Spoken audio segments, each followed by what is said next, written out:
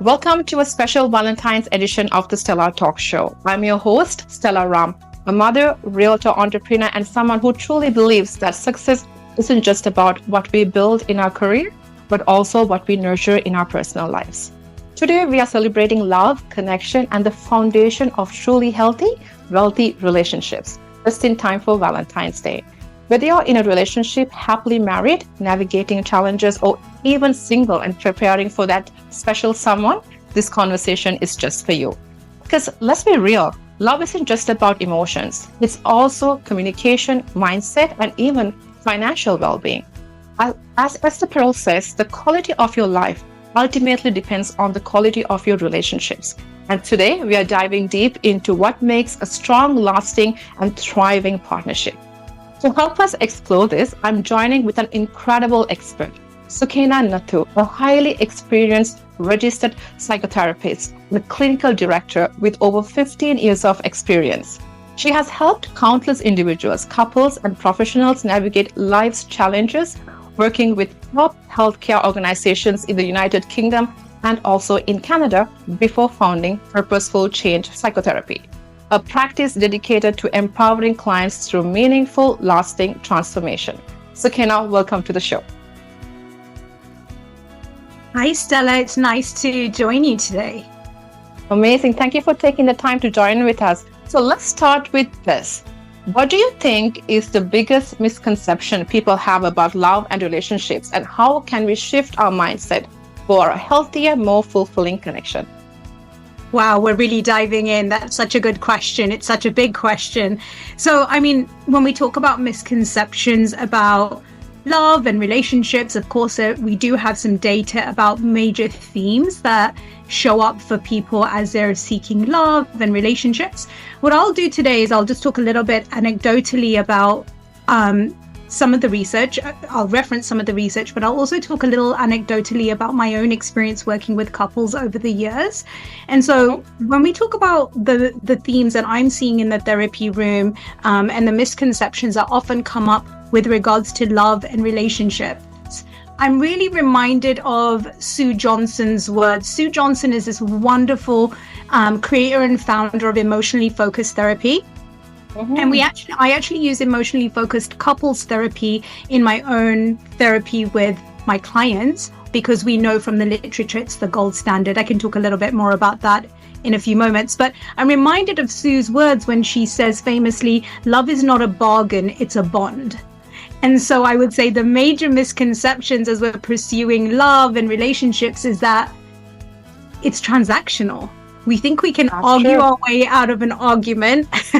and sometimes people really believe truly, deeply, that things need to be fair, that we can negotiate love and connection, and that it will offer resolution to our challenges in a relationship. Actually, the research does not support this. The research actually tells us that a transactional view of love and relationships actually results in disconnection. And so let me give you an example.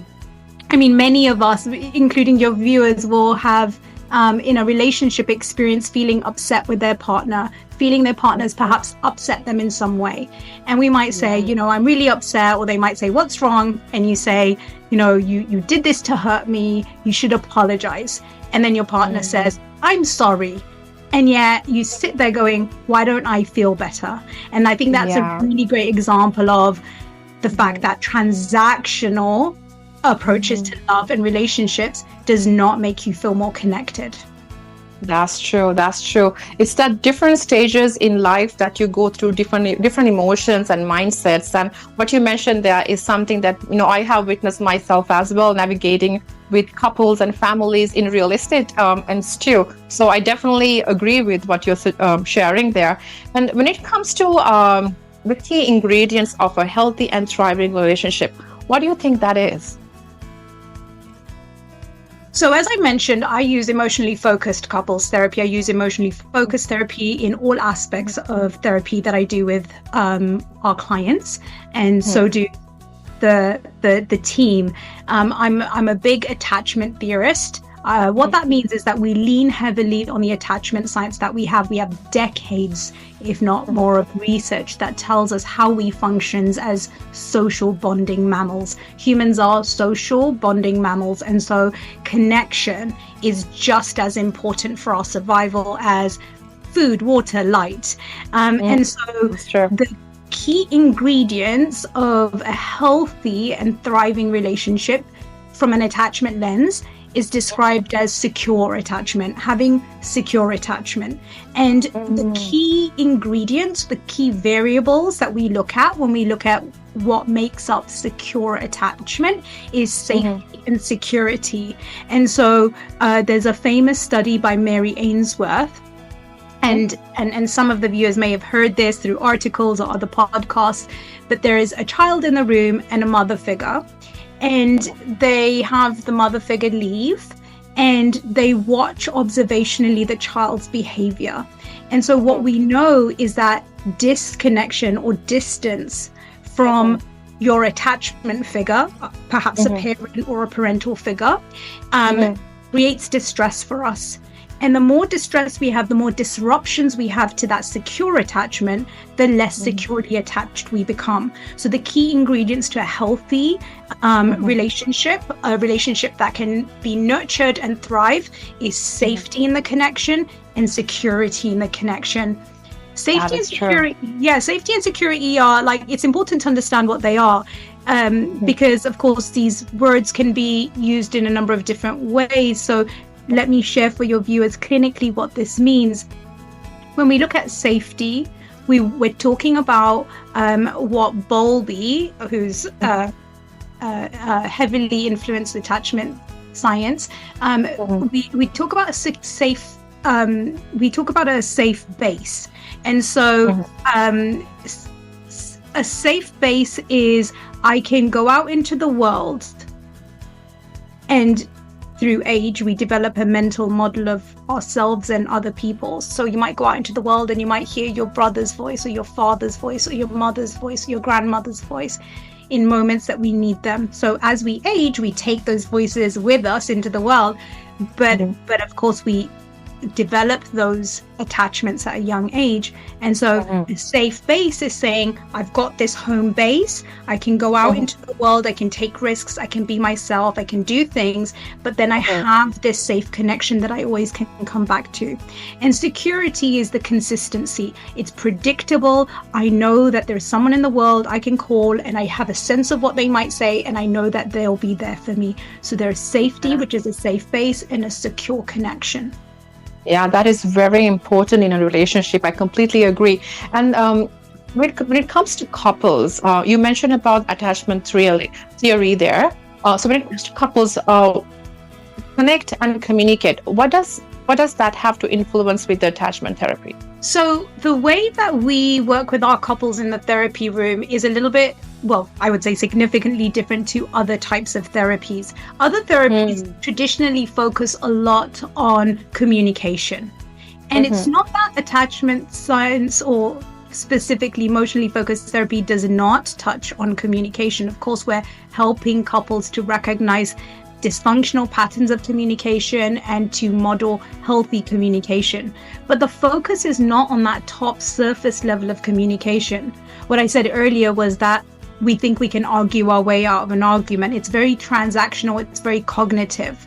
And what we know from the research and what we know in our relationships is you can say what I'm asking you to say to me. I can tell you to apologize for that thing you did that hurt my feelings. But somehow I just don't feel better. I don't feel closer to you. I still feel a disconnection. So when we talk to our couples about communication in emotionally focused therapy, we're asking them to, and we're actually teaching. So actually, let me tell you a little bit about this, because this is a unique perspective of a therapist in couple therapy.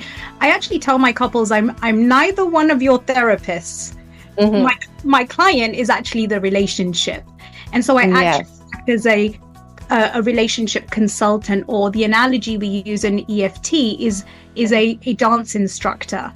You both are perhaps dancing in a way where you're stepping on one another's toes, and I can help and model and adjust the dance so that you can be in synchronicity. Your emotional music is similar, and so you can sets you up to dance better.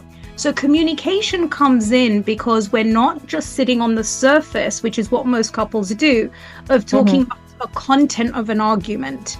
The content of an argument is, you did this, and then this happened. Yes, but this happened, and then this happened 5 years ago, and it's not that I'm bringing up for the first time. You've done this multiple times. I have reasons not to trust you. So we're sitting in the content of an argument, and an EFT therapist is trained to see through all of that. A lot of coaches or therapists might make the mistake, in my opinion, of staying in the content and trying to negotiate who did what and who's worse. And that never works. And so with it just pulls the argument a little further. Exactly. So communication in EFT or attachment comes in where we're helping the individual client. So there's two partners. The individual clients need to learn how to emotionally regulate. So be able to tolerate understanding what they're feeling and feeling it, going inwardly into their intrapsychic experience, making meaning and making sense of what's happening for them, and then to be able to share that with their partner. What that does is we go from sharing a secondary emotion into going below the surface and sharing our vulnerability and our primary emotion. That's amazing. Like, a lot of things that you were saying, I was thinking in my head, like, oh my God, that is so true. Like, in everyday life, when you're talking to your partner or your kids or your family, these are like, stages that we go through. And, definitely having that kind of knowledge and, reaching out for the experts to get the therapy when they need to, like, secure and transform that relationship into a different level. That is very valuable information that you're sharing there. I appreciate that. You mentioned about common emotional patterns in what you were discussing before. So when it comes to common emotional patterns that create distance in relationships, how can couples break them? Yeah. So I love teaching. So I want your audience to have a chance to be able to take this episode and actually kind of assess for themselves, like, which one does it feel like me and my partner are? And that might help them in seeking support. A majority of clients that call purposeful change psychotherapy say, me and my partner need to work on communication. And that already tells me a little bit about the pattern that might be happening in their relationship. Because here's what I say to most people: I'm not sure you aren't good at communication. I imagine if I speak to you just for a few minutes, you're actually really great at communication in other parts of your life, particularly work. At Purposeful Change Psychotherapy, we specialize in supporting professionals. And so I already know that they're coming through the door with at least an intermediate skill set in communication. And so it's usually not those things in a relationship. So when we talk about the patterns that show up, we talk from an attachment lens, we talk about pursue, withdraw, withdraw, and attack. And Sue Johnson, again, has just done such a beautiful job of helping individuals be able to make sense of this without the clinical language. So she's defined 3 major arguments that happened, and they're called find the bad guy, which probably doesn't need too much explanation. This is where it's like a tennis match. You did this, this. It's like find the bad guy, who's to blame. So that's one pattern that shows up.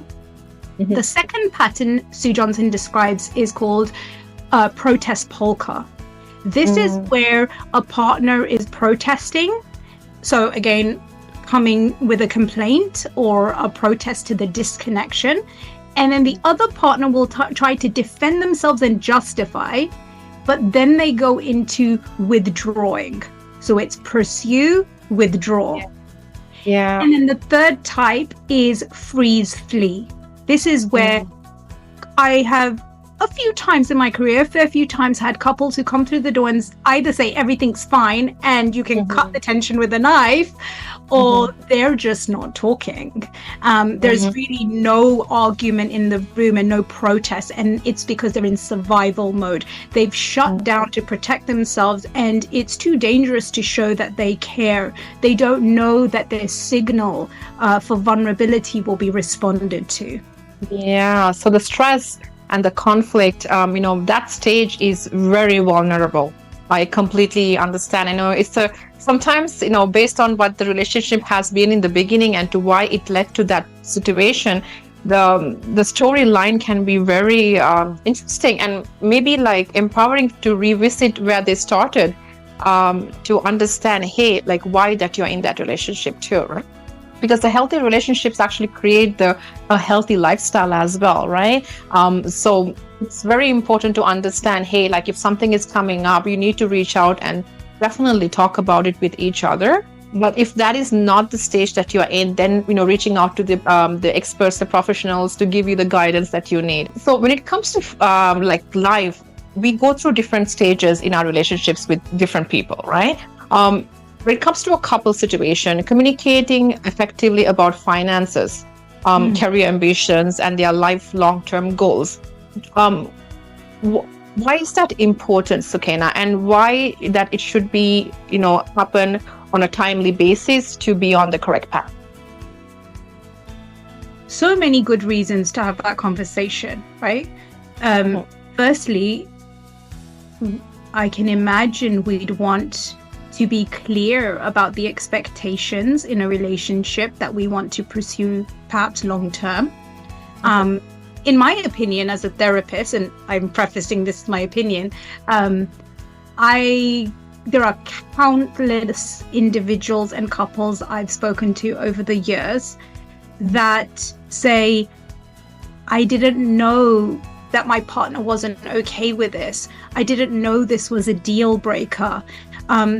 We just can't get past this. We cannot negotiate through this. We are in two polar opposite positions on this issue. Now, I don't think that you can talk about everything when you meet someone. There are going to be some things that evolve naturally in life. An example might be fertility. You might meet someone and say, yep, we want to have children. That's important to both of us, but that might change organically. Your opportunity, your ability to create that in a particular way might change. And that might be much harder to navigate through for a couple. And they weren't able to sort of predict that beforehand. Of course, you're always going to have those scenarios that you can't plan for. But I think conversations around finance are so incredibly important. I think it's an important area, in my opinion, around compatibility as well.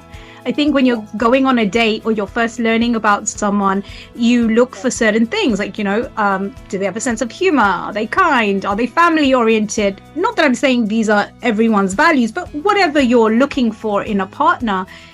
And I think we shy away, maybe because of fear around perception, to talk about certain topics such as sex and finance and family planning.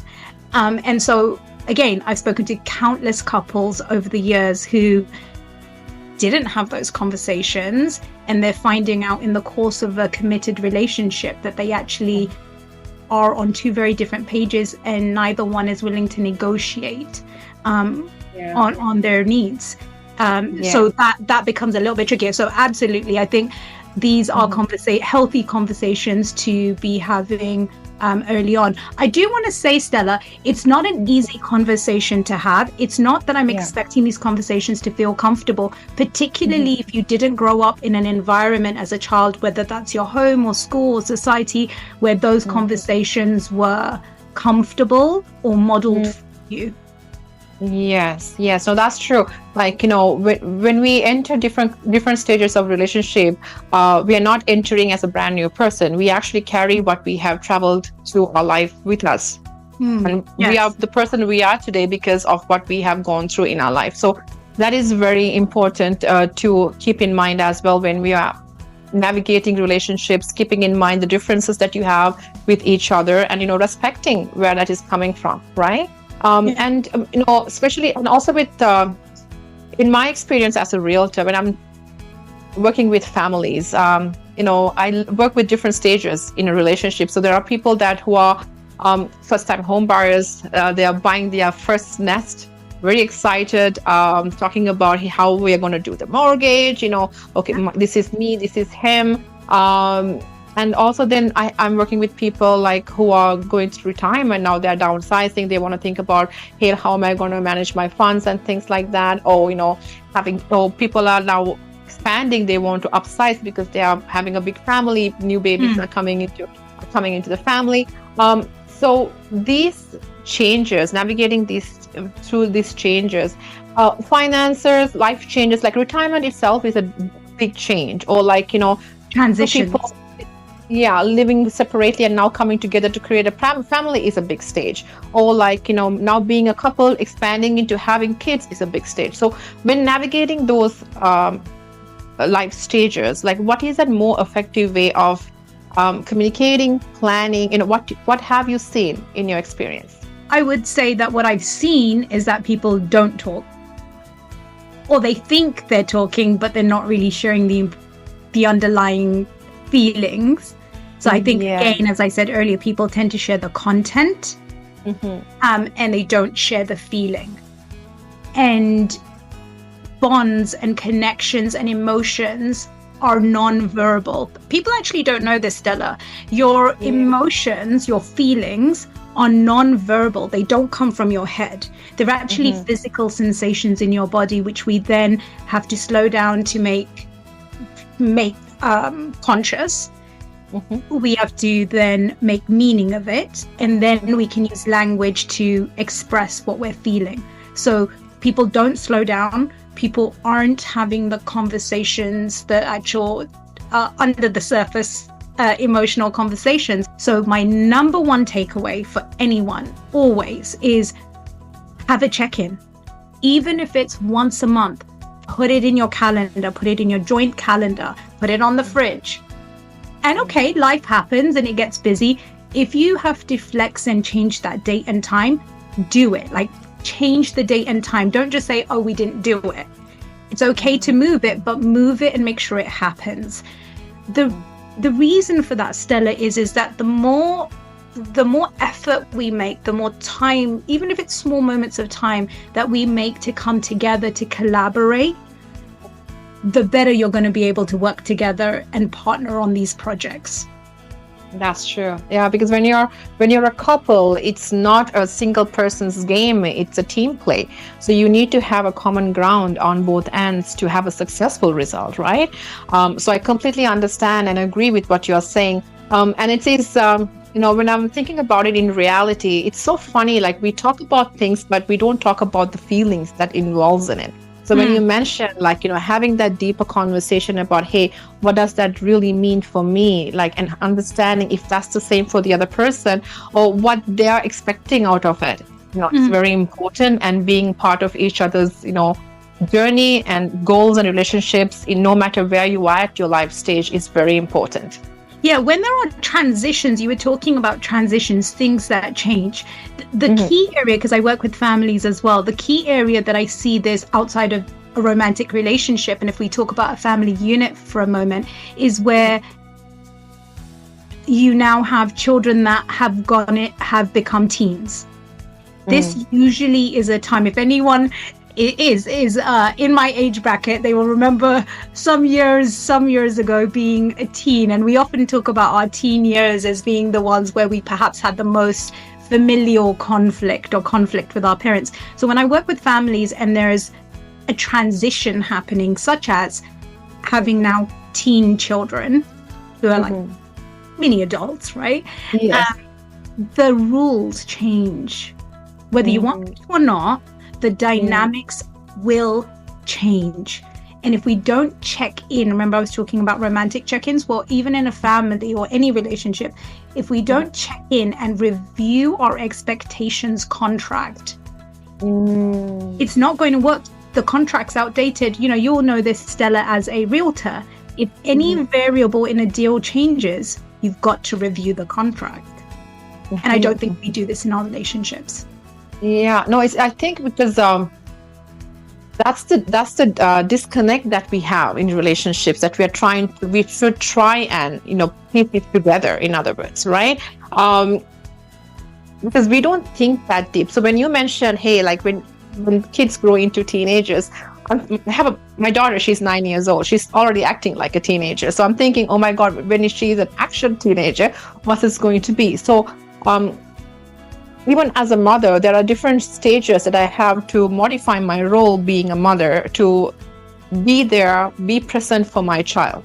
So same in any kind of relationship, even if it's with your parents or your spouse or your partner, whatever that relationship is, like depending on the stages of your life that you're traveling, if there are different roles that you have to take as an individual, no matter are you a female or a male, or which cultures that you're coming from, you need to adapt to that to make it a relationship that is sustainable and wealthy and healthy for a long time.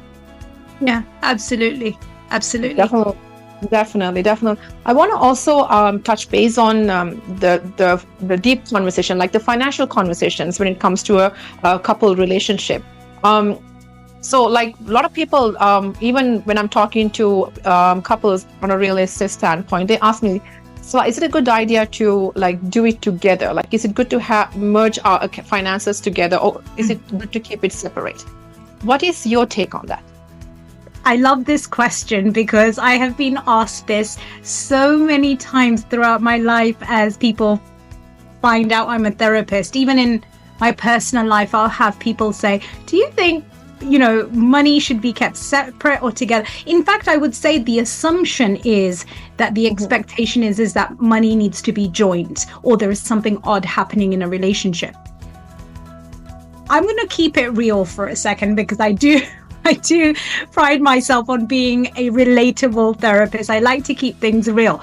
Do you, is my advice. Do you, whatever works in your relationship, as long as you're talking about it and you and your partner are able to be on the same page or negotiate your individual needs or expectations in a relationship, and you're happy with your contract with one another, do you.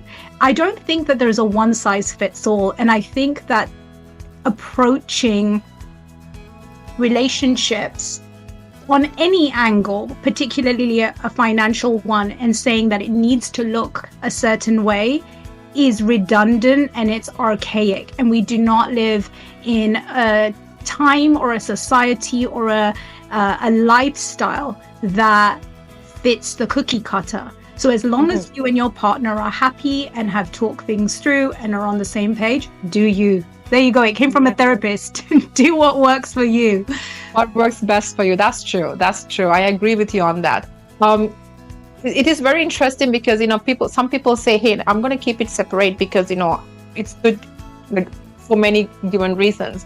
And then I have seen couples say, no, we always keep it together because we are a team. We are in it together. So as you mentioned, whatever works for you, because both works amazingly if you have the same mindset and work together. Yeah, absolutely. And I have couples that jokingly talk about couples that have decided to keep their finances separate, but they collaborate on expenses in their life. So their income may come separately into their bank accounts, but they may have joint responsibilities in life. It's like one partner's covering the utility bills, one partner's covering child expenses. So I have seen in couples where they choose to keep their finances separate, they're still collaborating financially. And some of my couples jokingly, comfortably with one another, say, my money's my money and their money's my money. So I think in some couples, you can see the joint, the collaborative approach, and that you can see that they've got a comfortability around talking about it. And those are the couples I know that have taken the time to have these conversations with one another, because you can see a comfort around it. That's true. That's amazing. Thanks for sharing that. Because we're doing this in time for Valentine's Day, I want to talk about conflict management, because that's one thing. Because we are coming from we're two different people coming from two different backgrounds, two different lifelines, in other words. And now we are trying to merge together and build a relationship. Especially in Valentine's, you're gonna think about buying that special ring, taking that next step. How am I gonna do this? So it's always good to have a plan on hey, if this happens, how am I gonna manage this? What's my game here when it comes to conflict management, right? In your experience, based on what you have seen and coached, what are the best ways to resolve conflicts in a healthy and a constructive way in a relationship?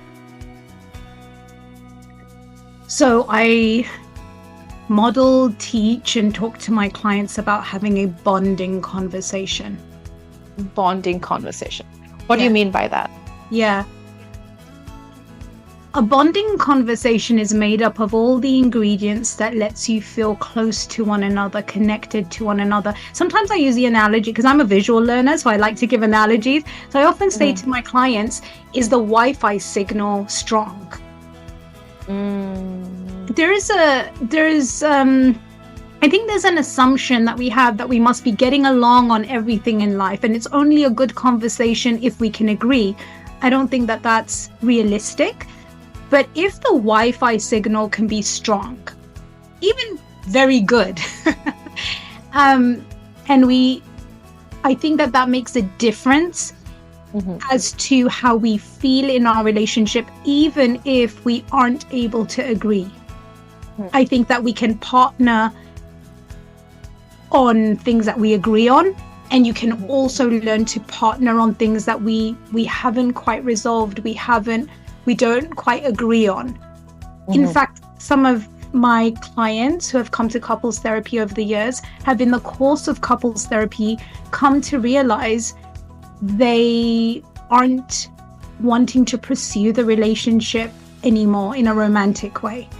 And it's a beautiful process, actually, Stella, to be able to support, because they came to couples therapy to partner in the relationship. And even when they can't agree on that, we're beautifully having bonding, connecting conversations and partnering as they transition out of that relationship. So when I say bonding, it's the Wi-Fi signal is high, the emotional connection is there. There's a vulnerability as we share, as I build trust with this person, that I can be vulnerable. I can show them my inner emotions. I can tell them the things that I'm worried about, I'm scared about, what happens inside of me. It might not be based on here and now, but it could be something from your past. But as I hear this, a part of me gets scared. And when I get scared, I start feeling all alone and I worry you won't be there. That's a bonding conversation. That's a very different conversation than we usually typically have with our partners. Now, of course, each partner, if your partner is being vulnerable and sharing with you, we have an acronym and it's called RARE.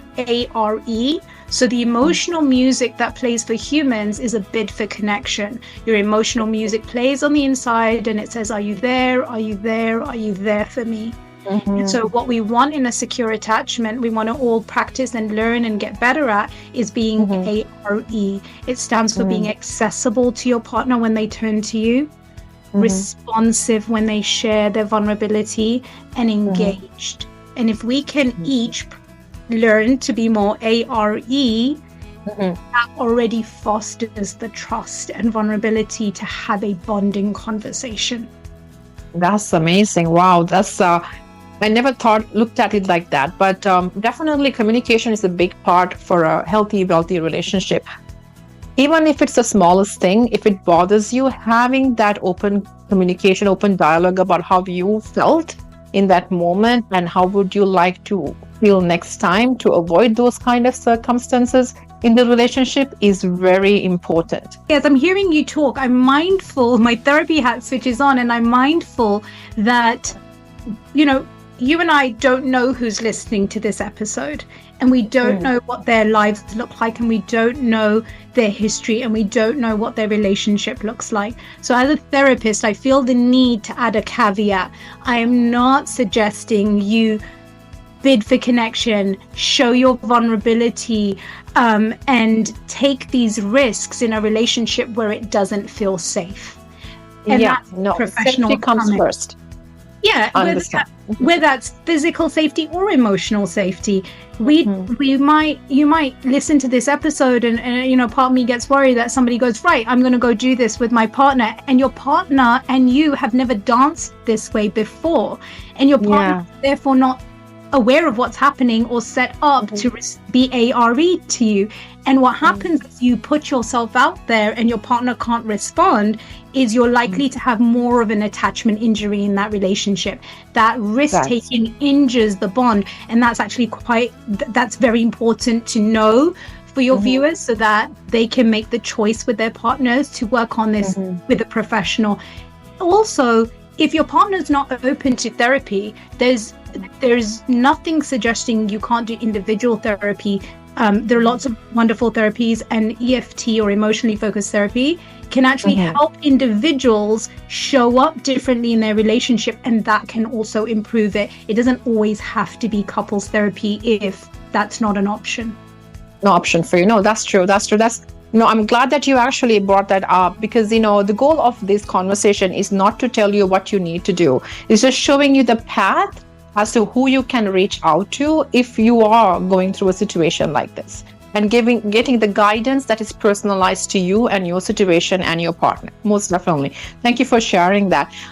It's very important, because the reason I was trying to talk about it before is I have seen in my friend circle there are a lot of different relationships that you witness, and most of this time, if it's bother one person and not the other person, we're not going to talk about it. We're like, okay, it's not going to happen next time. We just shove it and we move forward. Sometimes it builds up. So it's always good to have those communications on time, so we can actually pave the path clearly for both of us in the relationship for a clear future, because that's very important in my opinion. Because if you're not doing that, you're just putting things under the carpet. And it's just going to get piled and piled and piled. And as you mentioned, that bonding conversation, maybe it will not even give you that opportunity for the bonding conversation. So as Sukaina was mentioning, hey, wherever you are in your life, your journey with your partner, we are not telling you what you need to do. What we're telling you is to reach out to the professionals who can guide you in your relationship, in your stage, and give you the advice that you need or you deserve for a better future with your relationship. Yeah, practicing it in a room that can feel safer is a great first step.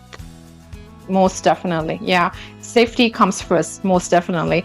I want to ask you, what are some of the small but impactful changes a couple can make today to improve their relationship, Sukaina? I think I mentioned check-ins. That's my go-to. So I would say just start anywhere. Start with one check-in, whether it's before bed or on a walk or at lunch or whatever it might be. In fact, for families who have young children, I often hear the couples say that it's incredibly difficult to get any time together. And when we do, once the children are in bed, we're exhausted. And so for relationships where that is possible, go ahead and start having check-ins. Even try it out, do an experiment. See if it feels useful for your relationship. I often say to my clients, I'm not giving you homework. I don't believe in homework. But let's do experiments. Experiment this, because everyone's different. One client might find it helpful and another client may feel it's not helpful. So let's experiment. So experiment with check-ins. For families who have young children or aren't able to easily make time for those check-ins, I would say make it a family interactive conversation, whether that's at the dinner table or again on a walk or a road trip or a car ride. There's some creative questions to make it family friendly. Something that I often teach my families and my couples, we have slightly different analogies, but for families we say rainbows and thunderstorms. And some of my families have added visuals to this over the years, like butterflies. So the rainbow is something that felt good. We never really talk about what went like well, or something that like sucked in your week. We try to veer away from negative language, but something that felt good. Again, the emphasis on identifying your feelings and modeling this for your children, how to have those conversations in a bonding way, like over a meal or whatever it might be. So my rainbow is something that went well or something that felt good. And then my thunderstorm is something that didn't feel so good or something that was a challenge in my week. And this helps the adults and children learn about one another. You might hear your partner say what their thunderstorm was and say, oh wow, I didn't know that happened. Or your child might say what their thunderstorm is, and you might say, oh, I thought it would have been that test you had, and actually it was this interaction with a friend in the playground. So you get to really learn, and you get to give each other the time and attention, and each member feels seen and heard, and you're practicing and modeling how to share in a positive way. So for individuals who don't have children, or they do have time, romantic check-ins, like romantic relationship check-ins, what's working well in our relationship, what's something we want to focus more on next week or next month. And for families, Rainbows and Thunderstorms is a beautiful interactive game to play that models and teaches safe and secure connection. Yeah, that's amazing. I love that theory, like rainbows and thunderstorm, and even especially with kids too, right? Because when you are in a family situation, a father, mother, and kids, whatever the father, mother goes through, that's what the kids are going to witness and envision for them in the future. So that has to be a very healthy and safe environment for them. Just coming up with that game of rainbow and thunder, that's really wonderful. Maybe I'm going to use that in my household going forward. Yeah, thanks for sharing that. Yeah, absolutely. Feel free. Like I said, my families have added imagery to it over the years. Somebody came up with the caterpillar that cocoons into a butterfly, and this represented something that turned out different than what you expected. So this is like a child saying, I didn't want to go to the birthday party. I thought I'd be all alone, and I felt scared, and I had so much fun. That turned out different than what I expected. This is a great cognitive strategy for us to slow down and actually tell our brains to pay attention when the feeling is not a fact. It's an important signal, but it's not a fact, and things can turn out different than what we expect. Yeah, that's amazing. Oh, I love that. Let's talk about what is the biggest lesson you've learned from counseling couples over the years? Oh, that's such a lovely question.